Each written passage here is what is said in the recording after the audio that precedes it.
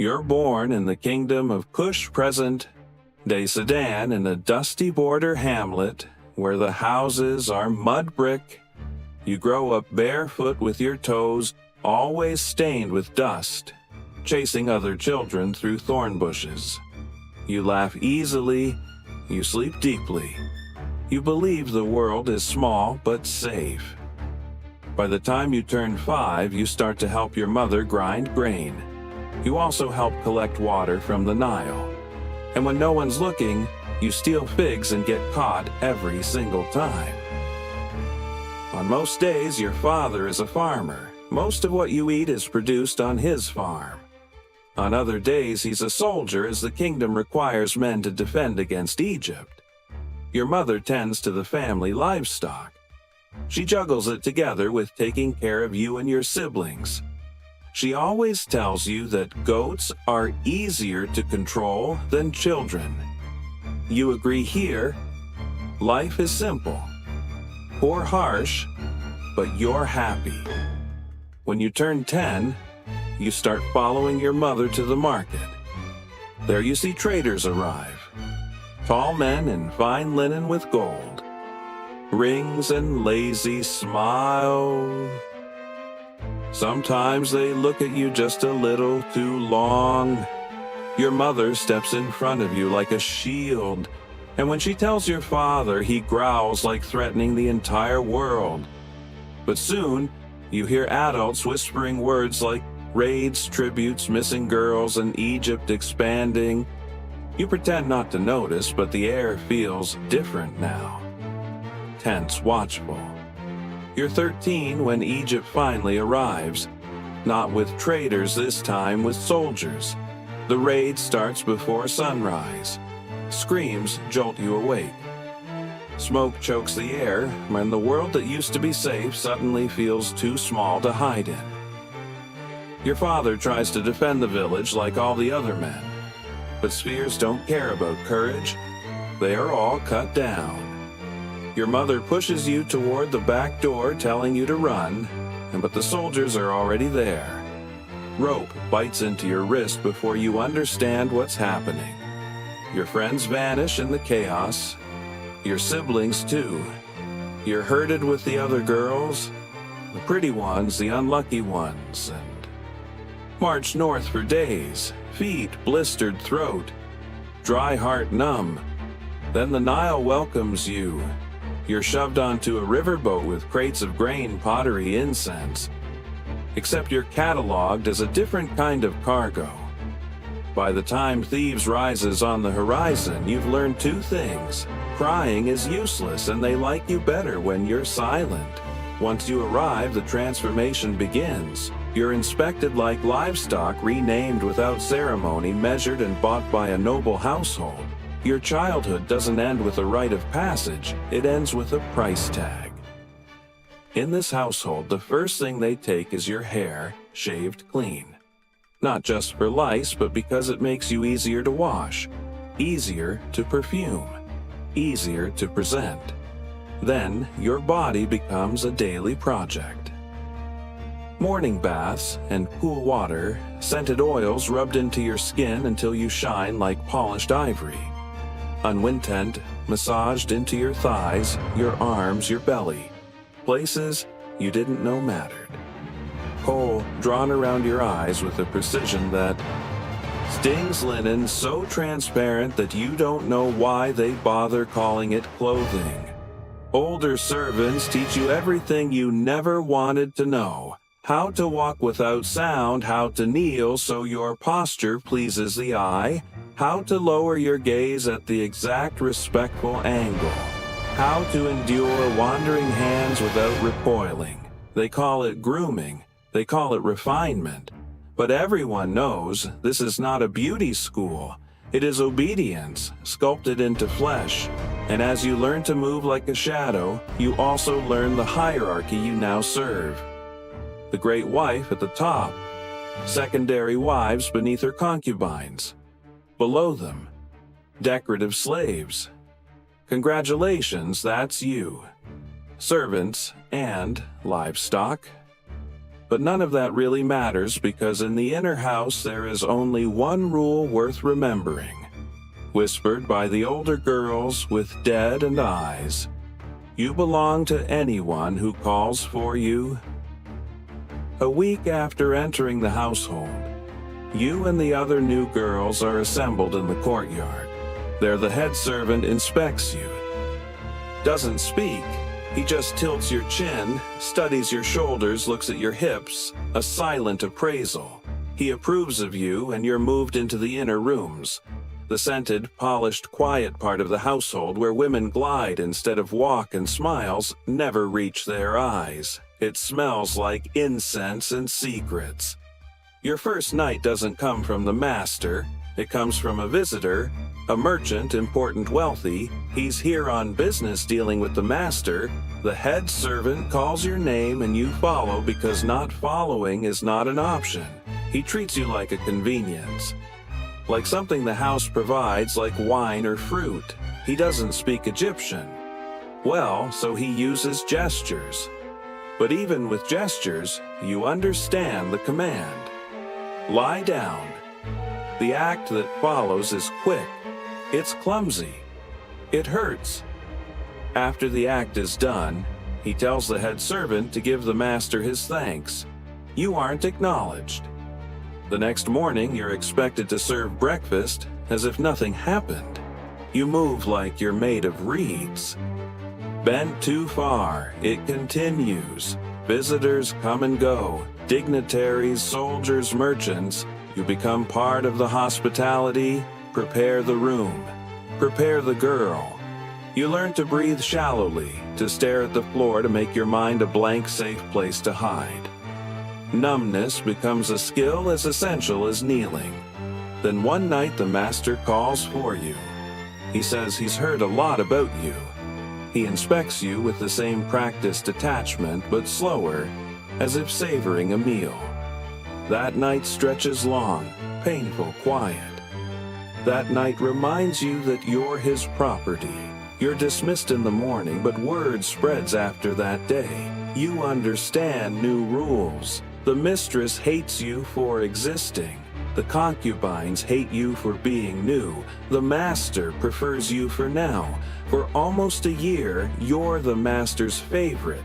Not cherished, just used more often than the others, enough to make the mistress watch you like a curse waiting to happen. Then you miss your moon cycle. The midwives don't announce it out loud, they whisper. Then they make you do the barley wheat pregnancy test. They make you squat over bowls of barley and wheat, your urine soaking into the seeds like an offering. Then they plant them all together.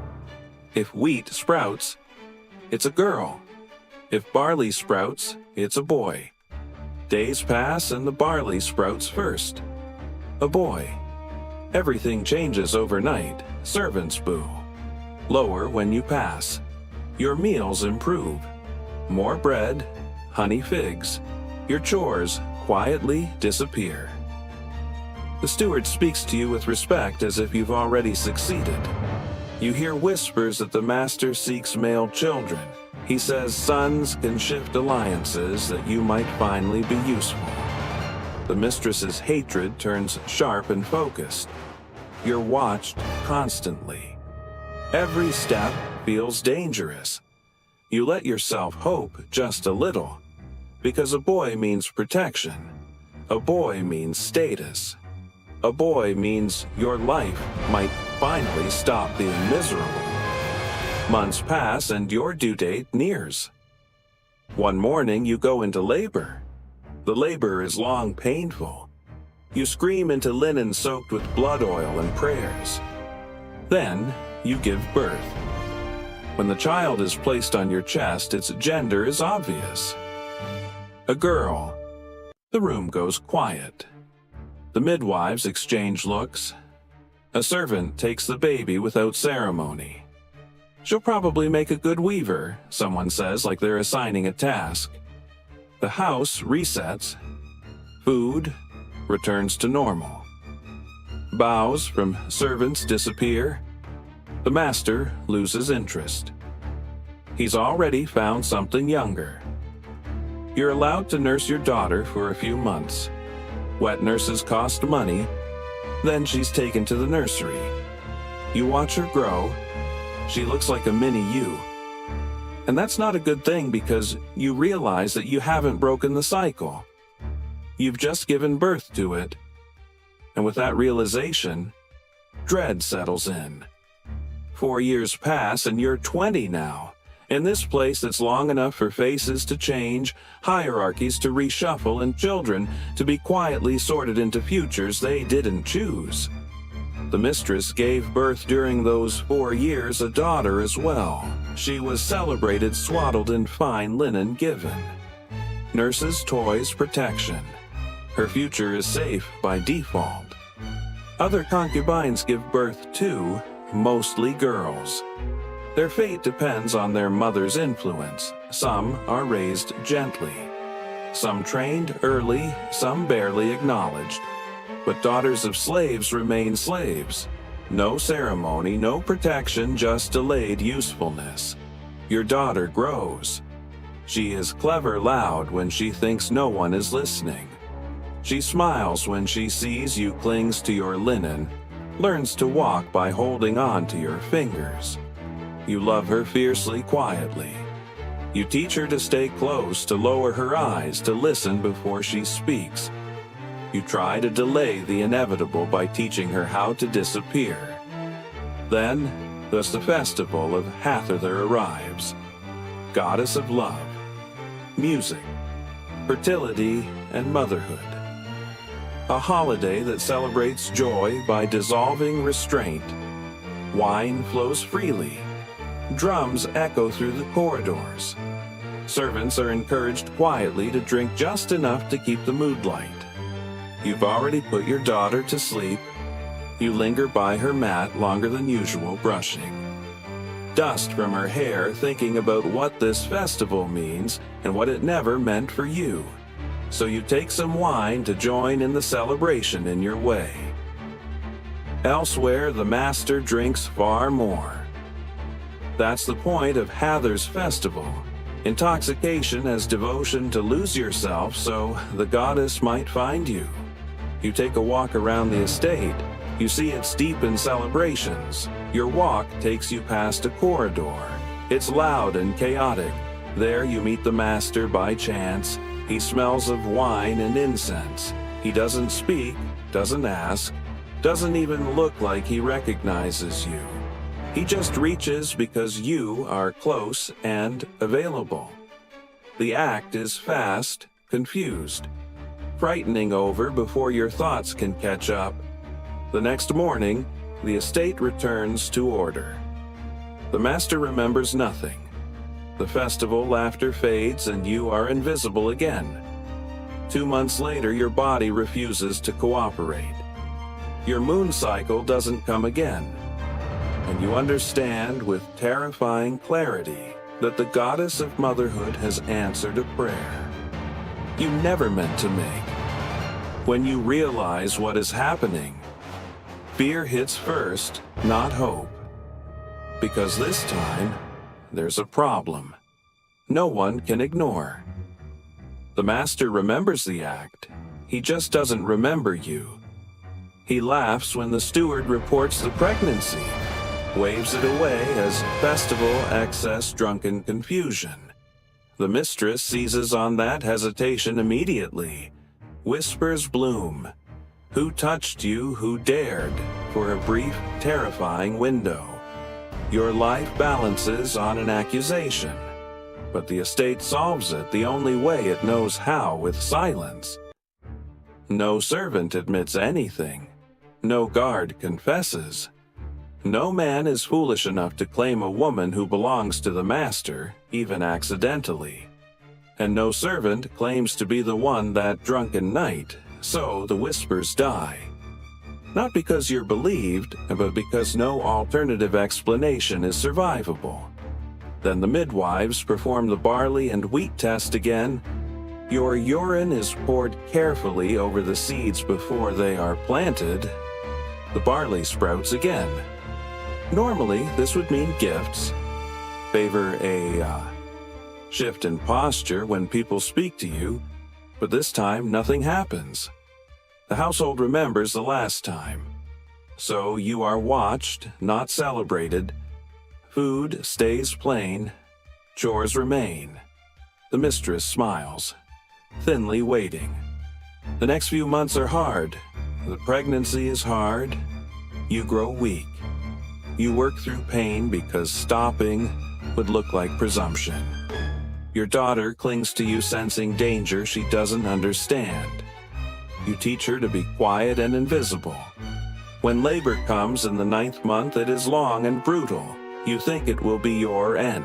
But when you think of the fate that awaits your daughter, you persevere. After 3 hours, the child finally cries. This time, unmistakably male. The house changes in a single breath. Servants shout, midwives boo. Wine is opened. The master comes this time. He stares at the infant, then at you, as if seeing both for the first time. He already has sons, but sons are influenced marriages, priesthoods, governorships, alliances. And now one of them is yours. For the first time in your life, someone smiles at you without calculation. Your daughter brings you water. Your son sleeps against your chest. 2 children, 2 destinies, and the knowledge that their father will never treat them equally eats you up. Your son's childhood unfolds like a privilege you're allowed to witness but never share. Tutors arrive. Papyrus scrolls replace floor dust. By the time he is 3, he is already learning letters, numbers, hymns, names of gods who were never kind to you. Servants bow to him instinctively, and you learn the truth of your new status. You are important only because harming you would inconvenience him. Your food improves your labor, lightens your voice, is tolerated. But none of this extends to your daughter. She grows quietly, obediently, exactly the way the household likes girls to grow. Her hair is shaved. Her hands learn weaving, pouring, cleaning. She is praised for silence. You try to intervene small things at first, keeping her near you, teaching her to avoid attention, begging midwives and servants to delay her training. They pity you. They do not listen because the system has already decided one child is an investment, the other is inventory. And so you realize something awful. Then your son's protection is absolute. Your daughter's vulnerability is structural, and loving them equally becomes an act of defiance that costs you sleep. Years pass, and you're no longer the girl stolen from her village. You're 35 now. You become what all long-surviving women in the estate become: a presence, a reminder, a ghost who knows too much to challenge. Your son is 15. Your daughter, meanwhile, becomes dangerous. Not to others, to herself. She's 20, quiet, beautiful, trained. Exactly the kind of girl the inner house notices. You've been able to delay her entry for more than 4 years now. You almost underestimated the number of people that want the mother of an heir in their debt, so most stewards have no issue ignoring her name. But now your son is rising. He moves through the household with confidence now. Arrogance but certainty. He speaks to scribes, he learns law, he is invited to places you cannot follow, but he also has detractors now. Some are his brothers, others are from other merchant and noble houses, and they are looking for ways to hurt him, and one way is his sister. So one night you tell him not everything, never everything, but enough. Enough for him to understand that this house is not kind, that status is not safety, that women disappear quietly. He listens, he believes you, and slowly, carefully he begins laying foundations, petitions, alliances, legal protections, not loudly, not yet, Because survival, you've learned, is never dramatic. It's patient, years pass, and the master old now dies in his sleep. No drama, no warning. Just a still body in a household that instantly becomes a battlefield. Servants wail on cue priests chant. But behind closed doors, the knives come out because property must be accounted for. Land, gold, titles, and people. You and your daughter are listed not by name, by category. The Mistress Old now pushes first. She claims that household continuity. Her and her sons look polite and smiling already, calculating what you're worth in alliances, trades, or favor. Normally, this is where your son would bleed. Political capital offer concessions. Lose something precious to buy you back. They assume he'll bargain. They don't know he already won. Years ago, quietly, your son convinced his father to gift you and your daughter to him as coming-of-age property, a legal transfer stamped, filed buried in papyrus. No one bothered to question, so when the scramble peaks, your son produces the document. The room goes silent. They realize you are no longer assets. You are not negotiable. You are his. And then freed. Not just out of kindness, but also by law. You leave the estate and go to live in a small house your son provides. Your daughter lives with you, not as property, not as a servant, just as a woman. Sometimes your son visits. He brings food jewelries, small, unnecessary gifts. Proof that survival has turned into something gentler. Proof that you are free. Scarred. Yes, hollow. Yes, but free. Sometimes at dusk you think of Kush of dust, a stained feet of laughter of siblings whose faces have blurred with time. Did anyone survive? Did Egypt take more girls after you? You will never know. You wonder if this life was worth the cost. If your son's position at the end balances decades of being owned, there is no answer. Only this: your daughter will never kneel. And that has to be enough.